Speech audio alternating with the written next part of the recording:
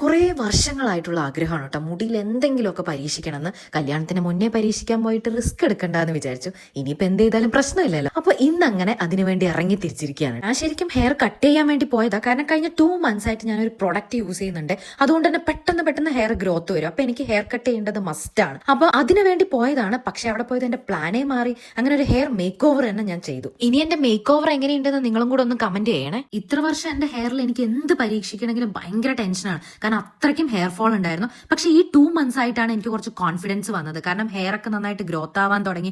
അതുപോലെ baby hairs ഒക്കെ വന്നു. അപ്പൊ പറഞ്ഞു വന്നത് ഈ ഒരു പ്രൊഡക്റ്റ് ആണ് കേട്ടോ. ഇതൊരു അടിപൊളി പ്രൊഡക്റ്റ് ആണ്.